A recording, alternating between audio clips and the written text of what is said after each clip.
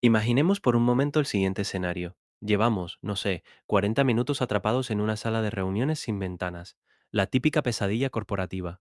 De repente, alguien proyecta en la pared una hoja de cálculo con 1000 celdas diminutas y un gráfico circular que resulta francamente incomprensible. Nuestro cerebro, casi por un instinto primario de supervivencia, entra en modo de ahorro de energía. Desconectamos por completo. La mente sencillamente se apaga. Sin embargo, si quien está exponiendo apaga de repente el proyector, se apoya en la mesa y dice: déjame que os cuente cómo estuvimos a punto de quebrar hace 6 meses y cómo una simple llamada lo cambió todo. El ambiente cambia en un instante. Nadie mira el móvil. Todo el mundo presta atención. Y hoy vamos a diseccionar exactamente por qué ocurre esto. En este episodio, exploraremos los engranajes ocultos que hacen que el cerebro rechace los datos fríos y retenga historias para toda la vida. Es algo fascinante. Dominar esta técnica no consiste solo en adornar un discurso aburrido. Se trata de organizar la información mediante personajes, contextos hiperespecíficos y conflictos reales con los que forjar un vínculo emocional. Y esto va mucho más allá de las ventas. Existe una tendencia casi automática a encasillar el concepto de contar historias dentro de los departamentos de marketing o publicidad, como si se tratara de un truco para vender zapatillas o un eslogan barato. Sin embargo, la realidad estructural es mucho más profunda. Se trata de una herramienta indispensable para ejercer el liderazgo, revolucionar la educación en las aulas e impulsar movimientos de activismo social. Es una herramienta imprescindible para cualquier persona que necesite comunicar algo importante. En nuestro ecosistema actual, hiperestimulado y saturado de alertas constantes, comprender la mecánica de una buena historia es el único salvavidas para sobrevivir a la irrelevancia. Tanto si se lidera un gran equipo como si simplemente se intenta convencer a la comunidad de vecinos para hacer una reforma. Quien me esté escuchando ahora mismo va a encontrar aquí la anatomía exacta de esa conexión genuina. Empecemos por los cimientos, porque hay una separación en tres niveles que ilustra perfectamente dónde suele fallar la comunicación corporativa o institucional. El primer nivel es el dato en bruto, un titular clásico como: hemos incrementado la eficiencia logística en un 25% este año. El bostezo es inmediato, literalmente. Luego el nivel 2 intenta darle un poco más de barniz racional. El mensaje se convierte en algo como: nuestro nuevo sistema de envíos nos convierte en la opción más rápida y segura del mercado. Sigue sonando a folleto publicitario. Pero entonces llegamos al tercer nivel donde ocurre la magia, el relato humano. En este nivel, el 25% desaparece de la vista, y la historia se centra en Carlos, un transportista que solía hacer turnos de 12 horas y perderse las cenas con su familia, y en cómo la nueva ruta le permite llegar a casa a tiempo para bañar a su hija. ¿Qué cambio? La estadística adquiere vida. Entregar el dato crudo del nivel 1 es, literalmente, como invitar a alguien a merendar y ponerle en la mesa un paquete de harina de trigo, 3 huevos sin cáscara y un tarro de azúcar, y decirle: disfruta. Un festín que sabe exactamente igual que la mayoría de las presentaciones corporativas. Polvo seco en la garganta. Nadie quiere comerse la harina a cucharadas, por muy nutritiva que sea. El arte de contar historias consiste en coger esos ingredientes aislados, combinarlos con precisión química y hornear el pastel. Entregas algo que la otra persona puede asimilar, disfrutar y, lo más importante, digerir. Y la evolución histórica de este pastel es alucinante. Empezamos dibujando bisontes en las paredes de las cuevas para enseñar a cazar sin morir en el intento. Pasamos a los narradores orales en las aldeas y a la construcción de mitos fundacionales, hasta llegar a devorar temporadas enteras en plataformas de streaming o a seguir tramas en redes sociales. Ha mutado a gran velocidad, pero su núcleo es inalterable. Alguien quiere algo, se topa con un gran obstáculo, lucha por superarlo, y eso le cambia para siempre. Lo fascinante aquí es entender el porqué biológico de esa inmutabilidad. No se trata de una moda cultural que alguien inventó en la antigua Grecia sin más. Se trata de un mecanismo de adaptación neuronal. El cerebro humano es, en esencia, una máquina desesperada por encontrar patrones de causa y efecto para poder predecir el futuro. Si pisas esa rama, hace ruido. Si hace ruido, el depredador te encuentra. Supervivencia básica. Al escuchar una historia con un conflicto claro, se desencadena una reacción química real. La incertidumbre de no saber cómo el protagonista va a salir del problema genera un pico de cortisol. Esa tensión crea un picor cognitivo. El cerebro necesita descubrir el desenlace para rascarse ese picor. Y cuando finalmente se resuelve el conflicto, ya sea de forma trágica o feliz, se libera dopamina. Es una recompensa química literal. Esta montaña rusa emocional actúa como un pegamento bioquímico que fusiona la información con la memoria a largo plazo.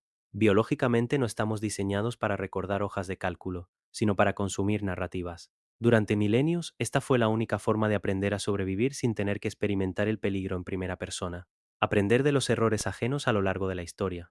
Ahora bien, si partimos de la base de que somos adictos biológicos a esa estructura, el verdadero desafío es aprender a fabricarla para que no parezca artificial. Ahí está el quid de la cuestión. Hay un abismo enorme entre una buena película y ese anuncio genérico de un banco que intenta hacernos llorar con música de piano triste y actores sonriendo en cámara lenta.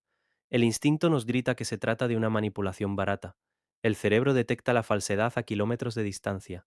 Para evitar ese rechazo visceral, la clave es la vulnerabilidad auténtica. Es imposible conectar con un maniquí de escaparate.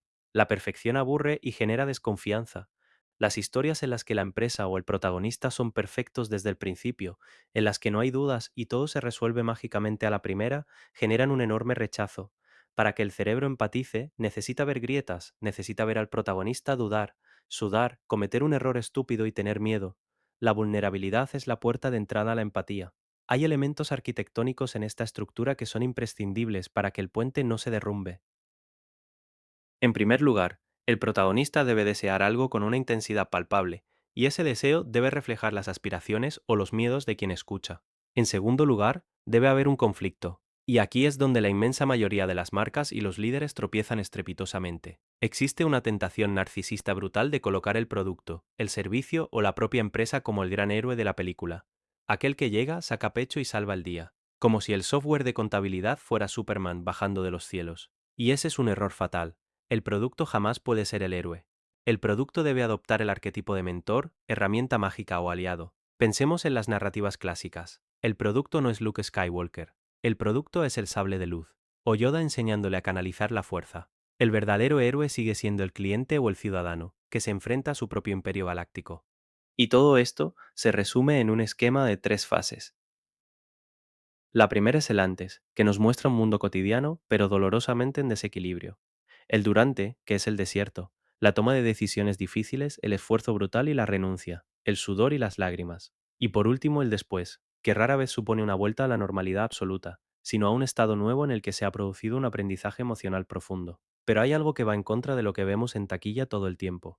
En el fondo, no queremos simplemente ver cómo el héroe lo arrasa todo sin despeinarse. Sin embargo, hay que permitir las victorias imperfectas y el protagonista debe pagar un precio real.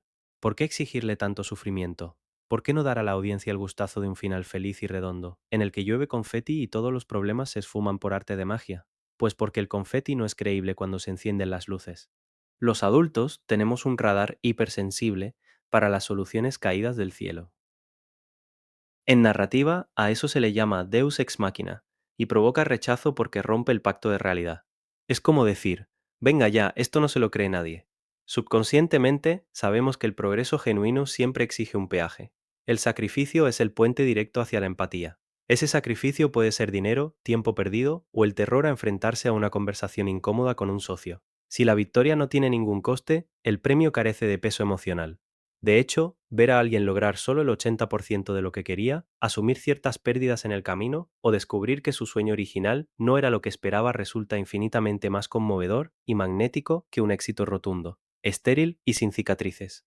Porque es el reflejo exacto de lo que nos pasa cada martes por la mañana en la vida real. Y si dejamos de lado la teoría del héroe y bajamos al asfalto, veremos que este tipo de victorias imperfectas se materializan en arquetipos absolutamente cotidianos. No hace falta irse a Mordor para verlo. Hay historias minúsculas que provocan terremotos emocionales porque su subtexto grita, esta persona que lucha es exactamente como yo. Son retratos de la épica de la supervivencia diaria. Tomemos el primer arquetipo, la dueña de una pequeña panadería de barrio de toda la vida. Llega una crisis global, el encierro, las persianas bajadas, una situación que nos resulta muy familiar. La historia no trata sobre cómo se le ocurre la brillante idea logística de repartir el pan en bicicleta usando una aplicación. Si nos quedamos ahí, volvemos a los datos fríos del principio, volvemos a la harina y los huevos. El clímax no es el primer reparto, sino la madrugada en la que, agotada, recibe un mensaje de una vecina mayor dándole las gracias porque ese pan recién hecho es lo único que le recuerda que el mundo sigue ahí fuera. Se me pone la piel de gallina. O el estudiante de diseño que vive a 50 kilómetros de la universidad. Su gran gesta no es sacar un sobresaliente en el proyecto final. Su acto de superación tiene lugar a las 6 de la mañana en un abarrotado tren de cercanías. Ese es el verdadero campo de batalla. El monstruo que debe derrotar es el agotamiento extremo, la tentación diaria de tirar la toalla al ver cómo avanzan sin esfuerzo los compañeros con más recursos, y la titánica lucha por mantener la estabilidad mental, saltando de un trabajo precario a otro para pagar los materiales. Y ese diploma final no tiene valor por el papel en sí, sino por todas las horas de sueño que ha costado conseguirlo. El tercer caso aborda una barrera invisible pero infranqueable. Se trata de una mujer de unos 40 años que pierde su trabajo administrativo y decide reinventarse como programadora. Cuando se sienta frente al ordenador, el principal obstáculo no es el lenguaje de programación ni la sintaxis de Python. Su enemigo es el síndrome del impostor. Es el prejuicio de la industria susurrándole al oído. Ya eres demasiado mayor para esto. Es duro, pero es real. El triunfo se materializa cuando consigue su primer trabajo remoto y se da cuenta de que no solo ha aprendido a programar, sino que también ha reescrito el código de su autoestima destrozada. Y, para cerrar el círculo, está el poder del colectivo. El cuarto ejemplo es un grupo de vecinos hartos de ver la plaza de su barrio llena de basura y abandonada por las instituciones. Podrían haberse quedado en el bucle eterno de las quejas en las redes sociales o las firmas inútiles, que es lo que solemos hacer la mayoría. Sin embargo, el cambio ocurre cuando alguien baja con una bolsa de basura y unos guantes. Al día siguiente bajan 3 personas, y luego 20. Pasan del victimismo paralizante a la acción. En todos y cada uno de estos escenarios, nadie encuentra una lámpara mágica. Todo es barro, fricción, fracasos intermedios y volver a intentarlo. Y el denominador común, la genialidad oculta en estos cuatro arquetipos, es que ninguno te vende un mensaje de forma literal. La panadera no te vende pan, te vende comunidad. La programadora no te vende un curso de informática, sino la esperanza de las segundas oportunidades. El estudiante encarna el mérito frente a la desigualdad. Y los vecinos demuestran la soberanía ciudadana. Hacen tangible lo abstracto. Ese es el impacto devastador de un buen storytelling. Coger la lucha invisible, solitaria y silenciosa de miles de personas, ponerle un foco encima y validarla dándole una enorme dignidad. Estas estructuras funcionan muy bien cuando tenemos tiempo para desplegarlas, por ejemplo en una charla larga o en un ensayo. Sin embargo, aquí es donde chocamos frontalmente con nuestro ecosistema actual, la falta de tiempo. Vivimos en 2026 y el concepto de atención es casi una broma. Si necesitamos plantear un contexto, un nudo doloroso y un desenlace transformador, ¿cómo se sobrevive en las plataformas digitales, donde el usuario promedio decide en medio segundo si le importas o te ignora? Esa es la gran paradoja contemporánea y el campo de batalla donde se deciden las narrativas modernas. Las leyes de la biología de las que hablábamos no han cambiado, pero el envase ha tenido que sufrir una mutación radical. Pensemos en los microcuentos o en los vídeos cortos de Reels o TikTok. Ahí no hay tiempo para una introducción lenta. La curva tradicional de la historia, esa subida de tensión y clímax, se ha tenido que comprimir violentamente o invertirse directamente. Ahora hay que empezar por la explosión. El clímax o el misterio más tenso se lanza en el primer fotograma para secuestrar la atención de ese pulgar inquieto. Y una vez que tienes a la audiencia enganchada, retrocedes rápidamente para explicar cómo se llegó a ese punto. También está el fenómeno de no tener toda la historia en un solo sitio. La narrativa transmedia ha fragmentado el pastel. Ya no te sientas a ver la obra de principio a fin. Alguien te cuenta un fragmento en un hilo de una red social, lo que te deja con la intriga para ir a un podcast, y de ahí a un correo electrónico. Es una red de araña, una narrativa co-creada. Y claro, en medio de todo este hiperespacio creativo, es imposible no toparse con el elefante en la habitación, la inteligencia artificial. La IA se ha consolidado como un formidable exoesqueleto creativo. Te permite estructurar borradores en milisegundos, cruzar datos de rendimiento y generar combinaciones de tramas que quizá no se te habrían ocurrido. Sin embargo, hay un muro que todavía no puede escalar. La IA puede imitar la estructura de la vulnerabilidad, pero le falta la cicatriz. Una máquina no ha sentido el frío en el estómago al recibir una carta de despido, ni la vergüenza ni la euforia pura. Esa autenticidad, ese componente ético y emocional profundo que resuena de humano a humano, sigue siendo el ingrediente insustituible.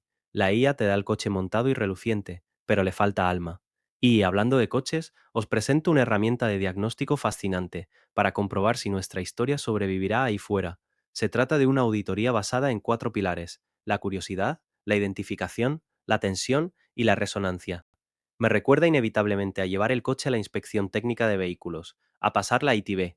Cada prueba es eliminatoria.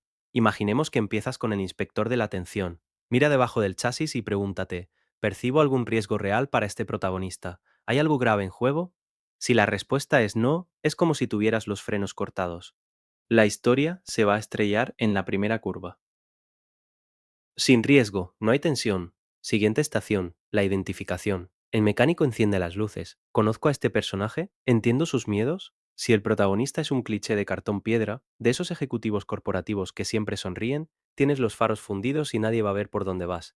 Luego está la curiosidad, que es el motor de arranque. Si la primera frase no me hace preguntarme qué pasará después, ni siquiera saco el coche del garaje. Y por último, la resonancia, que es cuando todo el chasis vibra. Si la historia no genera un impacto emocional duradero, has fracasado. No te dan la pegatina de la ITV y tienes prohibido circular por el mercado. Si relacionamos esta auditoría con la perspectiva general, descubrimos una verdad incómoda para muchos creadores. Da igual la inteligencia artificial que utilices o el dinero que gastes en distribuir el mensaje. El juez supremo de esa ITV no es un algoritmo, es el usuario de carne y hueso. La persona que está al otro lado de la pantalla. La validación real ocurre en la prueba humana. Cuando presentas tu historia a una audiencia piloto, las preguntas no deben limitarse a si les ha parecido bonita, deben ser quirúrgicas. ¿En qué segundo exacto sacaste el móvil del bolsillo porque te aburriste? ¿Con qué personaje te enfadaste? ¿Qué frase concreta podrías repetirme mañana? Si no supera esta prueba en el mundo real, todo el andamiaje teórico no sirve de nada. Entonces, ¿qué significa todo esto en la práctica? Si hacemos un barrido general, llegaremos a una conclusión que es pura dinamita. Imaginemos que mañana alguien que me escucha tiene que presentar un informe trimestral a la junta directiva. Puede ser un consultor que intenta explicar por qué sus servicios cuestan lo que cuestan, o un vecino que intenta convencer al resto del bloque de que instalen paneles solares. Son situaciones del día a día. Contar una historia no es un adorno literario para hacerse el bohemio. Es la interfaz de programación del cerebro humano. Es el único vehículo capaz de coger un dato frío y abstracto, sortear las defensas del cinismo moderno e implantarlo directamente en el corazón y la memoria de la otra persona. Al final, el conocimiento solo demuestra su verdadero valor cuando se aplica. El gran reto para quien me esté escuchando es cambiar el enfoque en su próxima comunicación. Deje de lado la necesidad de enumerar 35 características técnicas. Céntrese en el conflicto. Pregúntese, ¿cuál es el dolor o la frustración que sufre su público? Ponga a un ser humano en el centro de ese dolor. Muestre el camino lleno de baches para salir de esa situación y presente su idea o su producto simplemente como el mapa que ayuda a encontrar la salida. En resumen, deje de tirar paquetes de harina a la cara de la gente y empiece a invitarles a un buen trozo de pastel. Sin embargo, antes de terminar, surge una derivada de esta misma biología que exige una reflexión bastante inquietante. Hemos establecido que nuestra neurología nos hace vulnerables y dependientes de las historias para dar sentido al caos. Son nuestro refugio evolutivo. Pero hoy en día estamos rodeados de pantallas gobernadas por algoritmos, que son máquinas perfectas de hiperpersonalización. Saben lo que queremos antes que nosotros. Están diseñados para inyectarnos un flujo inagotable de microhistorias calculadas para detonar nuestros miedos o esperanzas más íntimas y provocarnos un flujo constante de dopamina y cortisol. Así que la pregunta que deberíamos hacernos es la siguiente. Si nuestro cerebro necesita historias desesperadamente para entender la realidad y son unos códigos invisibles los que deciden qué historias nos llegan cada minuto, ¿hasta qué punto nuestras convicciones más profundas son realmente nuestras? ¿O simplemente estamos siendo programados por la narrativa de turno? Una de esas preguntas que te mantienen despierto hasta tarde y que, curiosamente, nos devuelve al punto de partida. Quizá la próxima vez que veamos una hoja de cálculo interminable y aburrida, sintamos un poco de alivio. Al menos sabremos que una hoja de cálculo de Excel no tiene la capacidad de reescribir nuestra forma de ver el mundo, a diferencia de lo que puede hacer la próxima gran historia que nos deslice el algoritmo en la palma de la mano. Ha sido un episodio fascinante sobre los engranajes de la mente humana. Nos escuchamos en el próximo programa. Este podcast se basa en un artículo de mi blog. Si quieres profundizar en todo lo que hemos hablado hoy, encontrarás un enlace directo a él en la descripción. Te espero allí.